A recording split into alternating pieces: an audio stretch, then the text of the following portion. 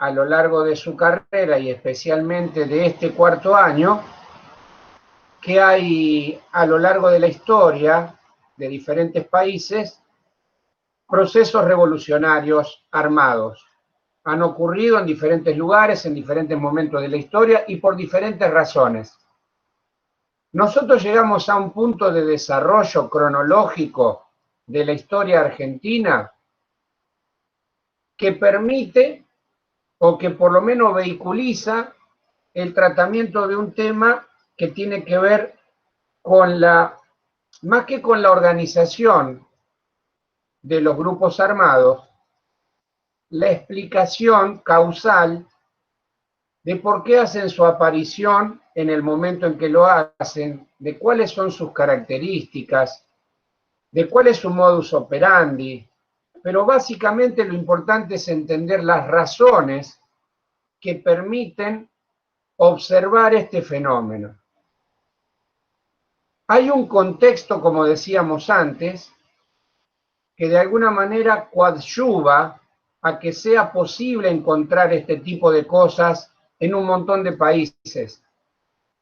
Nosotros cuando explicamos la dictadura argentina, que empezó con Onganía y va a terminar con Lanusse, también hablamos de un contexto, el contexto del Mayo francés del 68, de la matanza de estudiantes en Tlatelolco en México, de la guerra de Vietnam, del pacifismo, de la Revolución Cubana. Pero además, América Latina tenía historia en varios de sus países acerca de defensa armada, guerrilla rural, como un mecanismo, a veces de defensa, por ejemplo, Estados Unidos propiciando golpes de Estado en América Latina, pienso en Sandino, asesinado en el 30, por ahí en Nicaragua. Quiero decir, no se trata de una cosa completamente novedosa. Lo que hay que pensar y tener más o menos claro es que ese contexto internacional y regional encuentra en la Argentina lo que habitualmente se dice como un caldo de cultivo. Hay elementos de la historia argentina de ese momento para que esto florezca, se desarrolle y adquiera otra dimensión. La Revolución Cubana triunfa en el 59, pero lo que hay que tener clarito así, que ese triunfo lo que está significando es, por un lado, escupirle el asado a la primera potencia mundial en la panza de Estados Unidos, a millas de Estados Unidos, en un país sometido, vilipendiado, humillado durante décadas y décadas. Entonces, no es solo haber tomado el gobierno, es a qué muñeco se volteó la Revolución Cubana. Y las condiciones geopolíticas del momento la obligan a buscar el apoyo soviético, porque no hubiera podido sobrevivir, chicos. Con que mandaran 5 lanchas los norteamericanos, probablemente se hubiera terminado todo. Cuba, netamente azucarera, necesita un apoyo geopolítico, económico y militar. Pero además, el triunfo de la guerrilla fue el triunfo de una acción militar, que es el de la guerrilla. Y no se le puede llamar guerrilla a cualquier cosa.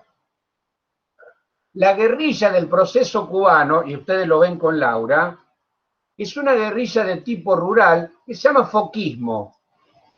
El foquismo viene de foco, y foco es decir, me instalo acá y desde este foco que cree, voy a llevar adelante acciones militares que me permitan actuar por sorpresa, actuar en el momento que mi enemigo no esté preparado para recibir el ataque, esconderme cuando me busco. Eso es la guerrilla.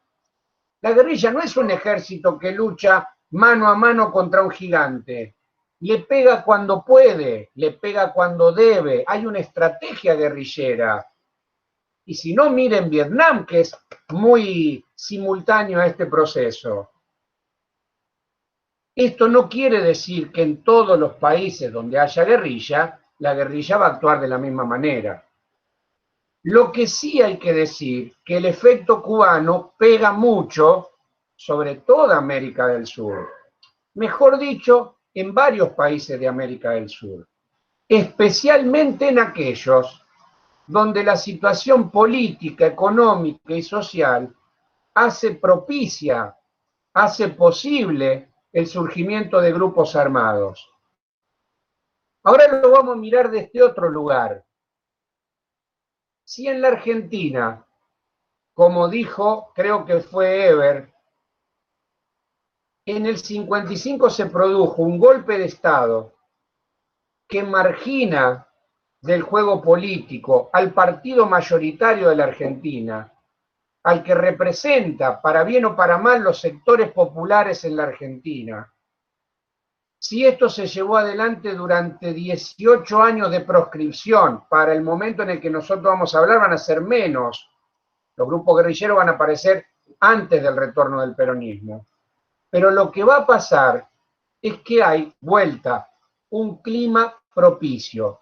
¿Cuál sería un clima propicio? Un clima propicio es aquel donde hay conflicto social no resuelto, donde hay condiciones económicas que permitan que un sector de la población desee levantarse. El accionar armado muchas veces viene de la desesperación, chicos. En otros casos viene de una estrategia. Entonces, en la Argentina, a finales de los 50, ya hay algún intento movilizador. A principios de los 60, ya hay un Jorge Massetti que intentó establecer un foco en el noroeste argentino emparentado con lo cubano. Había recibido asistencia técnica militar en Cuba, etcétera. Otro elemento para tener en cuenta. Y después ya directamente hubo grupos armados que decidieron llevar adelante acciones militares, como por ejemplo la de Taco Ralo, un intento frustrado de una organización que se llamó Fuerzas Armadas Peronistas. Y digo frustrado porque la mayoría de ellos, por no decir todos, terminaron en cana. Pero es como que se iba sembrando una semilla. Y los años 60, incluso antes de la dictadura de Onganía, como por ejemplo el caso de lo que va a ser el Partido Revolucionario de los Trabajadores, el PRT, nace en el año 65, durante el gobierno de Ilia. Entonces lo que hay que hacer es entender esto del contexto y después ver las especificidades de cada uno de los grupos. Nosotros por una cuestión operativa le vamos a dar más pelota fundamentalmente al tema Montoneros y al tema PRT, porque fueron los más importantes numéricamente, los más representativos y los más activos. Pero hubieron muchísimos grupos armados de menor y mayor relevancia, por supuesto. Entonces, Montoneros aparece públicamente en el 70, pero desde antes otros grupos, sin denominación incluso algunos, ya intentaban llevar adelante acciones armadas. ¿Qué es lo que buscaban las acciones armadas? ¿Tomar el gobierno en ese momento? No, nadie. Lo que se pensaba era en iniciar, en dar el puntapié a la generación de un conflicto, pensando en que ese movimiento armado podía llegar a tener apoyo popular y una vez que tomara una dimensión más importante, entonces después ver hasta dónde se puede llegar.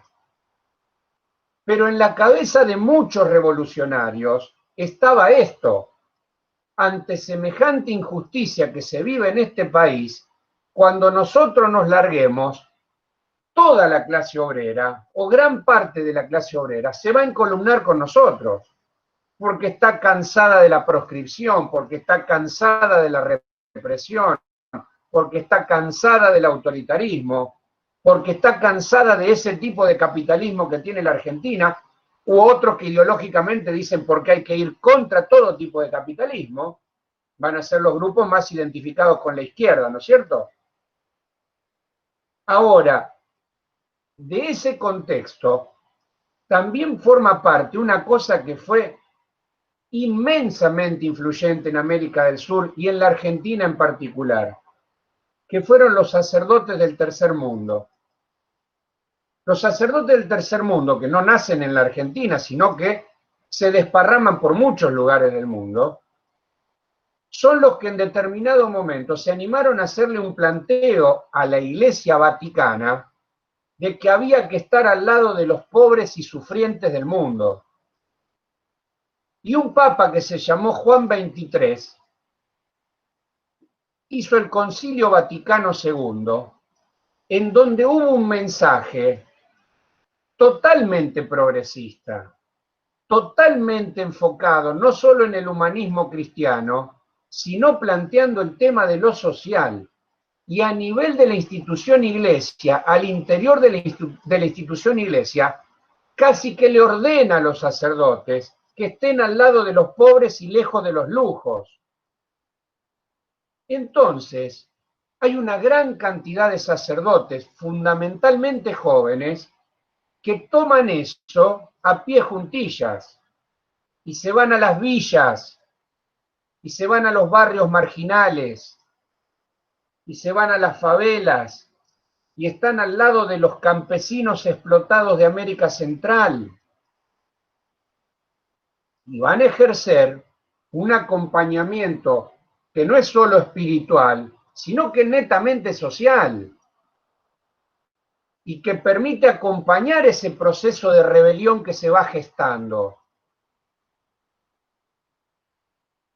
Por supuesto que la izquierda, tipo PRT, le importa tres pelotas lo de los sacerdotes del tercer mundo. Ahora, a muchísimos jóvenes peronistas no le da lo mismo. Lo sienten cercano a los curas del tercer mundo. No quiero ser autorreferencial, pero en lo que estoy escribiendo, chicos, si ustedes vieron lo que hizo el arzobispo Volati, el obispo Volati en 1969, él echó de Rosario a 40 curas obreros, así se los llamaba curas obreros. ¿Y por qué los echó? Porque decía que eran comunistas, que se habían infiltrado en la Iglesia Católica. O sea, se generó un foco de tensión muy fuerte entre la jerarquía católica, terriblemente conservadora, y los sacerdotes del tercer mundo. Vuelvo a la izquierda, vuelvo al PRT. En el año 65 nace el PRT, Partido Revolucionario de los Trabajadores, que fue la fusión, que fue la unión de dos grupos, de un grupo que se llamaba, que la sigla era el FRIP, Frente Revolucionario Indoamericano Popular, nacido en Santiago del Estero, Tucumán, una zona de mucha postergación social,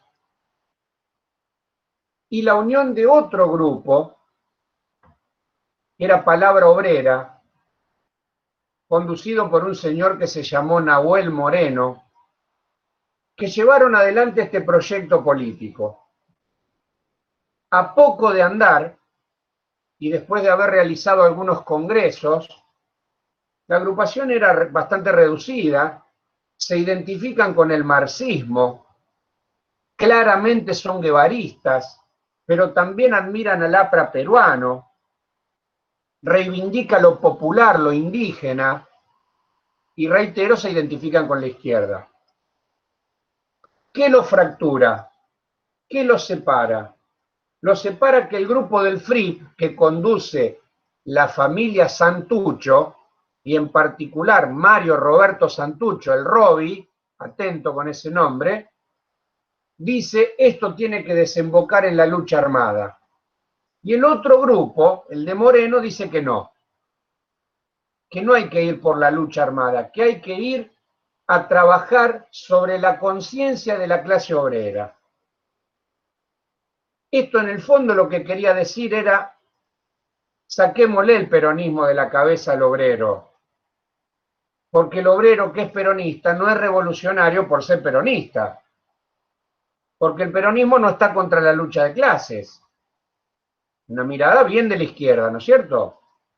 Esa fractura hace que en el 68 ya esté jugado un importante sector para el lado de la lucha militar, para el lado de las operaciones militares, del accionar militar. ¿Qué quiere decir el accionar militar? Quiere decir que hay que conseguir fierro, que hay que conseguir armas, que hay que conseguir plata para tener armas, porque no te van a llover del cielo, que hay que establecer contactos con otras organizaciones armadas de otros lugares de América del Sur.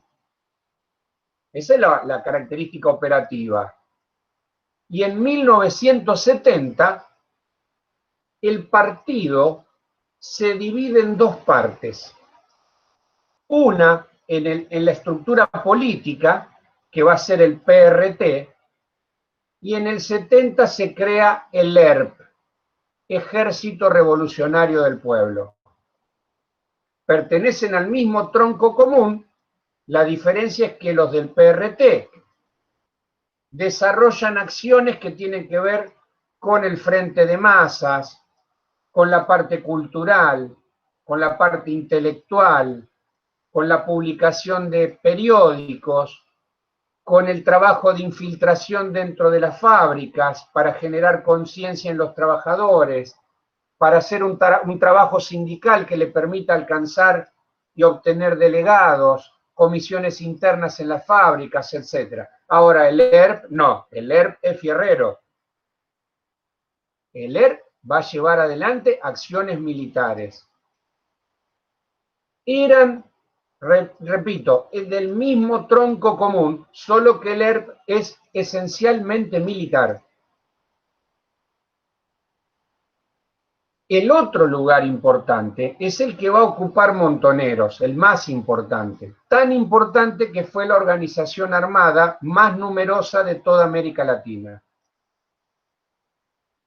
Y nace a la luz cuando el 7 de junio de 1970 secuestran de su domicilio, perdón, el 29 de mayo, el Día del Ejército de 1970, secuestran de su domicilio a Pedro Eugenio Aramburu, general, expresidente de la dictadura militar de la Revolución Libertadora, tipos que se disfrazaron de militares para llevar adelante la operación, el operativo Pindapoy se lo llamó. Lo llevaron a un campo de la provincia de Buenos Aires, en una localidad que se llama Timote, lo metieron en un sótano, le dijeron que le iban a hacer un juicio popular, y ese juicio popular lo encontró culpable a Aramburu de los fusilamientos de 1956, de los bombardeos de Plaza de Mayo de unos meses antes, de junio del 55, y del robo del cadáver de Eva Perón, que todavía seguía desaparecido. Y lo ejecutan, le meten varios tiros en la cabeza. Cuando aparece el cuerpo de Aramburu, es una noticia internacional, pero que en la Argentina tuvo una repercusión impresionante, porque hacía solo un año que había ocurrido lo del Cordobazo. O sea, ya había una efervescencia social muy fuerte. Pero yo les tengo que decir la verdad, y ustedes tienen que poner la cabeza en ese momento histórico. El peronismo, chicos, lo festejó como el gol de Maradona a los ingleses, por todo lo que representaba Aramburu. Aramburu representaba el demonio para el peronismo. Fíjense, era el responsable de la desaparición del cadáver de Evita. ¿Por qué menciono esto? porque todas las acciones armadas que se llevaban adelante en ese tiempo por todas las organizaciones eran vistas con mucha simpatía por gran parte de la ciudadanía argentina. Y así lo muestran todas las encuestas de la época. Fíjense el nivel de resentimiento que había entre la ciudadanía, fundamentalmente con todo lo que fuera militar. Ese es el clima de la época. A los pocos meses dan a conocer un documento, una publicación, donde reconocen que fueron ellos, esta organización que se va a llamar Montoneros. Y Montoneros viene de montoneras, de las montoneras federales de la lucha de 1800, de Pavón en adelante, 1862 en adelante. Las montoneras eran lo representativo de lo popular, del pueblo. Ahora los montoneros eran peronistas, pero muchos de ellos venían de familias furiosamente antiperonistas. Este es un fenómeno muy interesante que muestra la particularidad también del momento histórico. Primero, Montonero no tiene nada que ver en su inicio con la izquierda ni con ningún principio marxista. Más bien todo lo contrario, porque la gran mayoría de ellos viene del nacionalismo católico. ¿Qué es el nacionalismo católico? Y la vereda de enfrente. Los que entienden a la nación y a Cristo como parte de lo mismo. Hoy tranquilamente se lo podría denominar la derecha. Ahora, era una derecha que estaba en contra de los militares. Esto después se va a modificar. Por supuesto que los militares terminan renunciando a Onganía, para que ustedes se den cuenta del impacto que el hecho trae aparejado. Y de ahí en más lo que van a hacer los militares es desatar una cacería para dar con estos tipos, 4 tipos y una mujer. Entre ellos estaba Fernando Abal Medina, Capuano Martínez y una mujer que se llamaba Norma Arrostito. La cuestión es que el 7 de septiembre del 70, a poquitos meses de lo de Aramburu, son sorprendidos por la policía 2 de los 5 que actuaron en el secuestro y muerte de Aramburu. Y son batidos por la policía. Por eso el 7 de septiembre es el Día del Militante Montonero. Todavía se lo conmemora de esa manera. Donde cae asesinado Gustavo Ramos y Fernando Abal Medina, hermano de Juan Abal Medina, que va a ser secretario general del peronismo en el 72. Y tío de Juan Manuel Abal Medina, que fue jefe de gabinete de Cristina. Pero eso le permitió a Montoneros ir creciendo en popularidad y en número. La base principal estaba Buenos Aires, Córdoba y el norte de Santa Fe y Santa Fe capital. En el resto de las provincias no había un solo montonero, no había nada. Pero la organización fue creciendo. Y después va a terminar aliada a otras fracciones que actuaban por la suya, las FARC, las FAP, etc. Y en la izquierda no era el único grupo, el PRT, el que actuaba, había otros. Y llevan adelante acciones militares muy variadas. Por ejemplo, se podía poner una bomba en un banco a la madrugada, o se podía asaltar un banco a las 11 de la mañana, robar toda la plata, o se podía tomar una comisaría y robarse todas las armas de la policía, o se podía intentar algo más ambicioso como la toma de un cuartel. Los ataques podían darse en poblaciones pequeñas de 2.000 habitantes o en ciudades más importantes, de estas 3 provincias fundamentalmente: Buenos Aires, Córdoba, Santa Fe. En Santa Fe, ya que está, lo nombro por un personaje público muy conocido, el líder de los montoneros era Jorge Obey, que fue 2 veces gobernador de la provincia de Santa Fe, ahora en democracia, ¿no es cierto? Jorge Obey era la principal figura de montoneros en Santa Fe.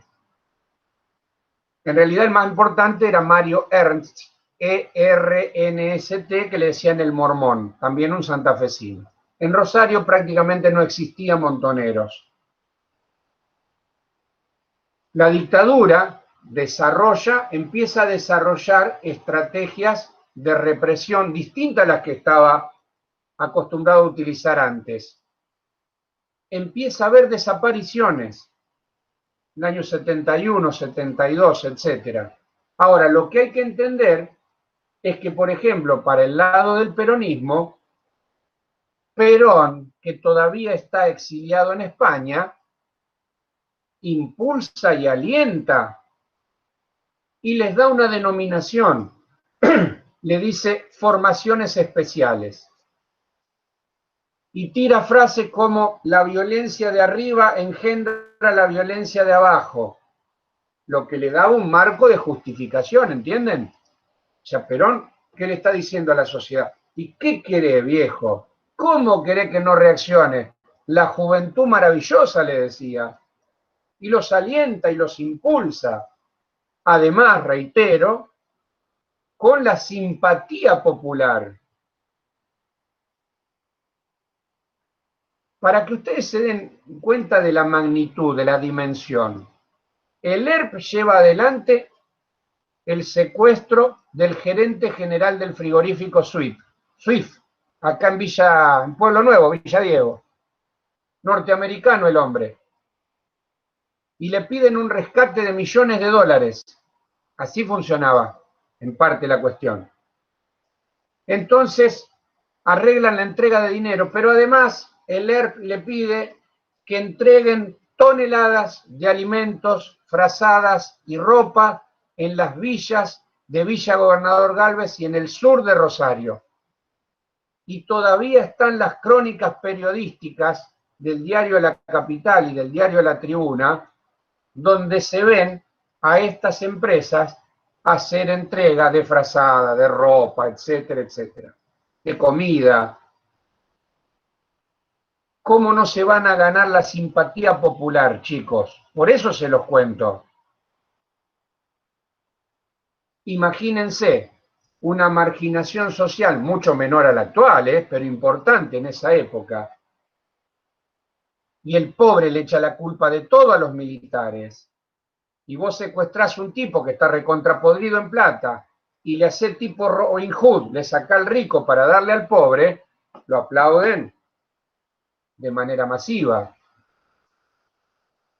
Pero más o menos en el mismo tiempo, el ERP secuestra en Buenos Aires al gerente general de la Fiat en Argentina, un italiano que se llamaba Oberdan Salustro, y lo terminan asesinando acá en Rosario, porque se complica la entrega del rehén y el ERP lo termina matando.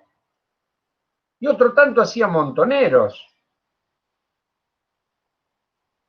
Entonces parecía todo favorable a la actuación de los grupos armados.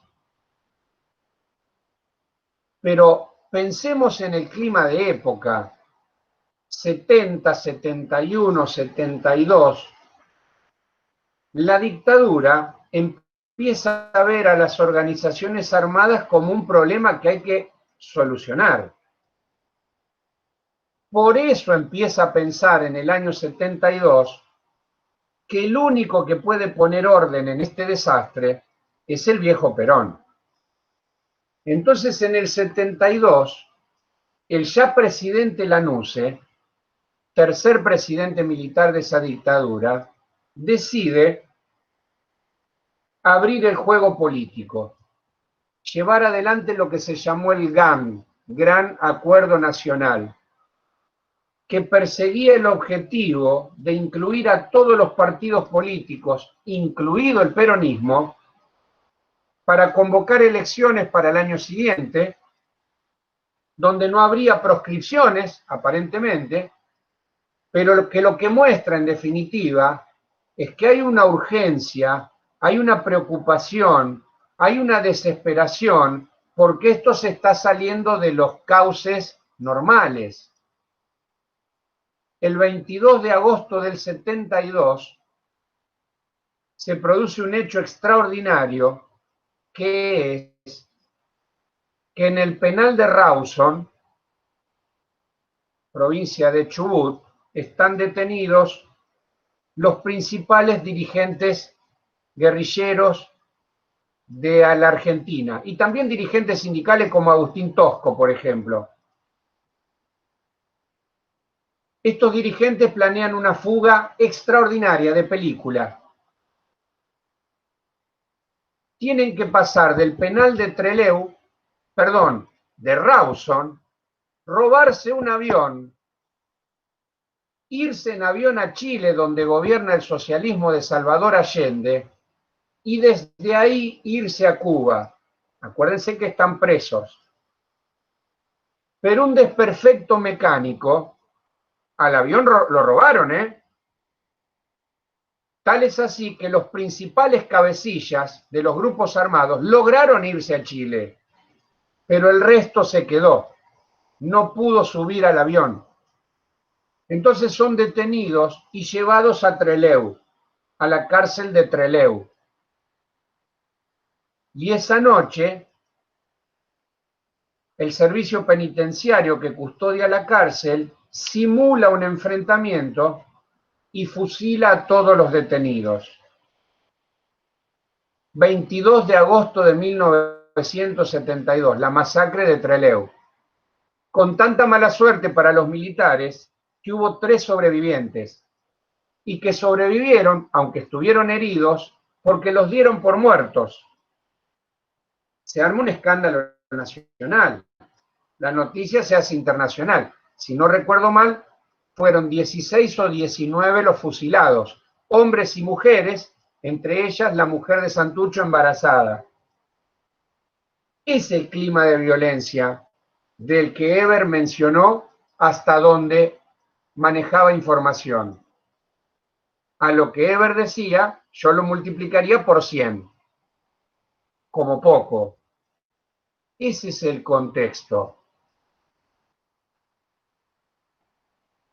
Como decimos siempre, acá nadie está diciendo está bien, está mal. Nosotros lo que tratamos de hacer es brindar los elementos. Aprende historia el que abre la cabeza y quiere comprender, no saber, porque no sabemos nada, sino entender. El saber está, yo soy de lo que cree que está por encima de nosotros. Nosotros lo que podemos es conocer, comprender y sacar algunas conclusiones.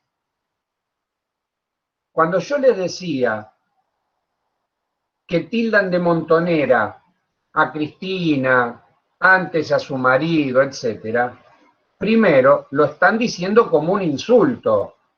Entonces, para quien no está familiarizado con la historia reciente, tiene que pensarlo, ¿por qué resulta un insulto montoneros? Porque hasta acá hay simpatía.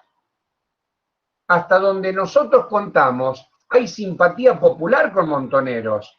¿Qué habrá pasado después para que pasen a ser demonios? Bueno, lo que hay en principio son las elecciones de 1973. En las elecciones de 1973, a Perón se le impide que sea candidato. Entonces Perón designa un candidato que fue Cámpora. Y Cámpora va a ganar las elecciones del 73 de manera abrumadora, como no podía ser de otra manera, con un gran apoyo de la juventud y de la juventud montonera. Perón había impulsado desde afuera un concepto, una idea de socialismo nacional. Y los montoneros cantaban Perón evita la patria socialista. Perón evita la patria socialista. Pero había una gran parte del peronismo que no se identificaba para nada con esa idea y cantaba Perón evita la patria peronista.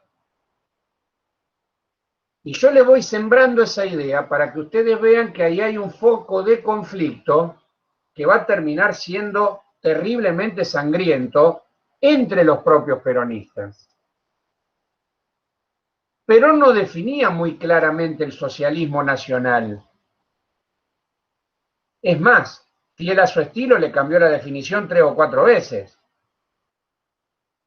Porque si algo han estudiado de marxismo, en la época nuestra del profesorado nos enseñaba marxismo a palazo limpio, algunas de las cosas que hay que conocer sobre el marxismo es que el marxismo se lo identifica con la clase obrera, y la clase obrera no es nacional, la clase obrera es internacional.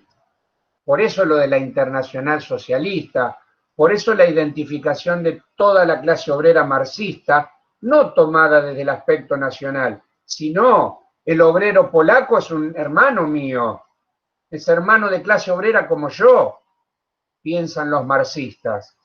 Entonces el socialismo tiene que ser socialismo internacional, ¿cómo va a ser socialismo nacional?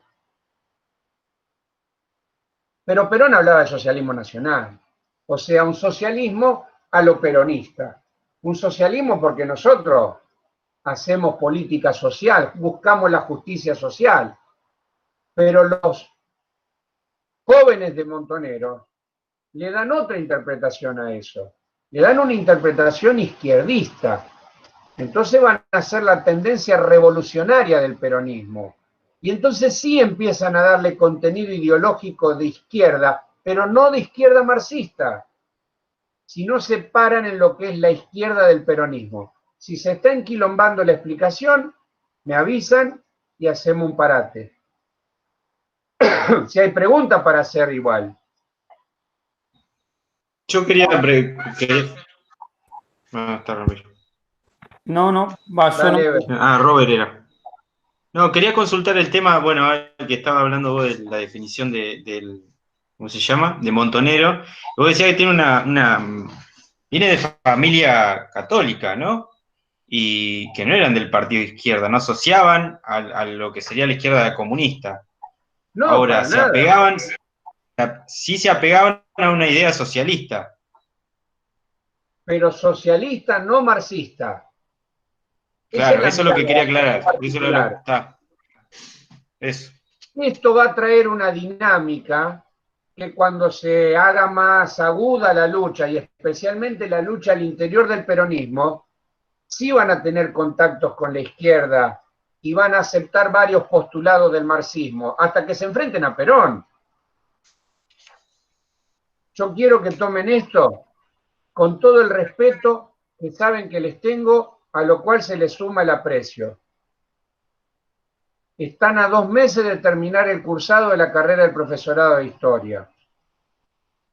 Tiene que haber en ese sentido, chicos, un poquito de compromiso personal, para no decir mucho, y profesional. Yo no digo en profundidad, porque no tienen por qué conocer en profundidad. Yo creo que Agustín y yo cruzamos el profesorado y cuando llegamos a esta etapa no teníamos un conocimiento profundo de esta etapa de la historia, de Montoneros, de las organizaciones. No tiene por qué haber un antes. Ahora, que Perón echó a los montoneros de la Plaza de Mayo, o los montoneros se fueron, o, dale la interpretación que sea, a un mes de la muerte de Perón, es un hecho histórico que no puede ser ignorado bajo ningún punto de vista. O sea, yo sé las carencias de tiempo, los problemas laborales, económicos y todo lo demás. Y yo fui pionero en eso, ¿eh? Ya se lo conté varias veces. Ni guita para tomar el Tirsa para ir al profesorado, ¿eh? Pero yo me devoraba todo, ¿eh? Hasta los libros de Ibáñez, si no tenía que leer. Porque hay un compromiso que es personal y profesional, chicos. Hay que tratar de saber, de querer saber. Y hoy ustedes tienen, a pesar de todas las dificultades, tienen una herramienta que nosotros no teníamos, que es Internet. En la época nuestra, o tenías libro, o tenías fotocopia, o fuiste. Y esas dos cosas significaban dinero. Y los que no la teníamos estábamos postergados. Pero yo mangué a Dios y a María Santísima. amigo, conocido, compañero que iban a la facultad, pasámelo, pasámelo. Lo del año anterior, no importa, pasámelo. Yo quería saber, yo quería conocer, además de ser un militante político, yo quería conocer, quería leer, quería aprender. Y eso para ustedes tiene que ser tomado con mucha seriedad profesional. Se lo digo con el corazón en la mano, chicos. Están cerca de ser profesores de historia. Y es nuestra historia. Yo si hoy vos me preguntás por los Tudor, y yo no me acuerdo nada, ¿qué querés que le haga? Si prácticamente no se da en la secundaria. Pero eso uno después raspa un poquito y te ayornás. Ahora, estas cuestiones son importantes de conocer, al menos en esto que estamos hablando. Por eso lamento que en una clase como la de hoy, que yo consideraba equivocadamente, que era un tema importante y lo sigo considerando, me da pena que seamos tan poquitos, me da mucha pena. Vuelvo para ir dándole contexto al cierre. Lo que quiero decir es que la vuelta a la democracia en 1973 no significó la pacificación nacional, no significó el final del conflicto político en la Argentina. Lamentablemente eso va a ser el 76. Fue aplastado el conflicto. Fue pisoteado el conflicto. Montoneros, cuando gana Cámpora, dice, bueno, nosotros no vamos a actuar más. Vamos a dejar la lucha armada, porque ahora hay un gobierno popular. Pero el ERP dice, nosotros no. Nosotros lo único que nos vamos a comprometer es que no vamos a actuar contra los funcionarios del gobierno, contra los ministros, contra el presidente, porque fueron elegidos por el pueblo. Porque el presidente tiene facultad de designar a sus colaboradores. Pero nosotros vamos a seguir la lucha armada contra todo lo que sea el capitalismo internacional. Y acá hay un problema, chicos. Acá tiene que entrar en discusión el valor de la palabra y del concepto democracia en 1973. No hay una raigambre democrática sostenida, sólida en la Argentina en 1973. ¿Y cómo habría de haberla? ¿Para qué estudiamos historia argentina del siglo XX? Si tuvimos fraude hasta el 16, si tuvimos golpes desde el 30, ¿por qué la democracia iba a tener en la Argentina el valor que tiene la democracia en Estados Unidos? 250 años de democracia. No éramos un ejemplo de democracia. Entonces el ERP dice, ¿qué democracia? Casi que te dice, agradecé que no vamos contra ustedes, pero contra los responsables de la injusticia en el mundo, y en este caso de la Argentina, nosotros vamos a seguir actuando. Y acá hay un floco de problema. Asume el nuevo gobierno y el ERP sigue tomando escuelas, hospitales, edificios públicos, ministerios. Es difícil la situación así. No me voy a adelantar, simplemente decirles que esa actitud de Montoneros retirándose de las armas también va a cambiar, porque la situación se va a agudizar al interior del peronismo y ellos van a terminar terriblemente enfrentados con Perón. Pero eso va a ir más adelante. Yo lo que quería, y sigue abierta la posibilidad de preguntar sobre cualquier cuestión de la que hayamos conversado, yo lo que quería era que ustedes alcancen a entender el contexto en el cual se da la aparición de los grupos armados. Reitero, fenómeno que no es puramente argentino, porque vos para el mismo momento tenías el MIR en Chile, tenías Montoneros en la Argentina, tenías Tupamaros en Uruguay. Cada país prácticamente tiene su organización armada. Y después la otra cosa que quiero decir, que hay de parte de los hombres y mujeres, fundamentalmente jóvenes, que se volcaron a la lucha armada, hay una entrega absoluta.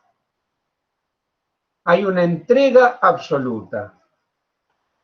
Con la mirada del siglo XXI y del 2020, hoy no es fácil de comprender eso. En aquel tiempo era bastante frecuente de ver. Eran tipos y mujeres que estaban dispuestos a dar su propia vida por el prójimo, con aciertos, con errores, con concepciones completamente alocadas, si ustedes quieren, lo que sea. Pero había un nivel de compromiso y de entrega absoluta. El tipo o la mujer que se pone un fierro en la cintura sabe que hoy puede ser su último día de vida. Entonces eso los obliga a una conducta, a cambiar de vida, a tener un seudónimo y no usar su nombre y apellido, a jugarse la vida todos los días. No es una militancia rentada, ¿eh? Nadie. Cuando yo digo entrega, es entrega. Después se verá si el partido tiene para darme una moneda o lo que sea. Miren, la Bilber, que ya no existe más, entre Pavón y Barrio Mitre, existía en estos años. Y en 1972 hace ingresar casi 100 trabajadores a la fábrica, de los cuales 80 entran a la planta de Pavón. Entre esos 80 que entraron a la planta de Pavón entró Victorio Paulón, un conocido dirigente de la UOM de Villa Constitución. ¿Saben a lo que entró Victorio Paulón a la Bilber? Contado por él en el libro mío sobre Bilber, y lo sabe todo el mundo porque se lo ha dicho a todo el mundo. Él entró a hacer activismo político. Él era de una facción de Montonero que se llamaba la Sabino Navarro. Él fue militar en la fábrica. Yo tengo testimonios de tipos que se fueron de Rosario a vivir a Arroyo Seco y entraban a laburar en una escribanía, en cualquier laburo, porque lo que hacían era llevar adelante un trabajo de inteligencia, tenían que observar un objetivo se le llamaba a quien probablemente se fuera a detener, a secuestrar, o lo que fuera, o lo que fuera.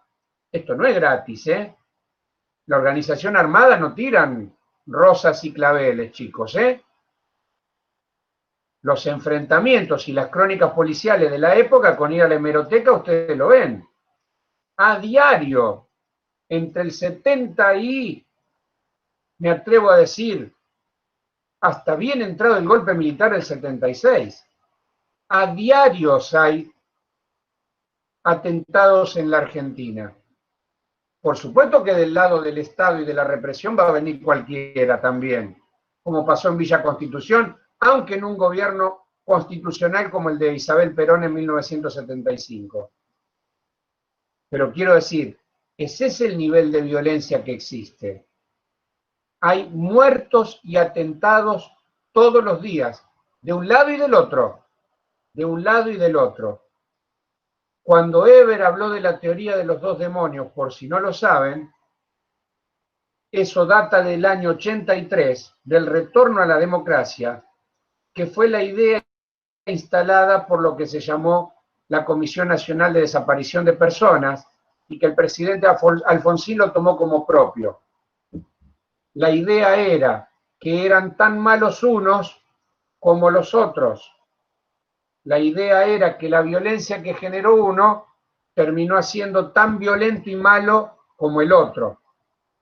Los organismos de derechos humanos y mucha otra gente van a decir, no, no me pongan al lado del demonio, porque el demonio es el Estado y el Estado tiene que actuar con la ley, no como el terrorismo.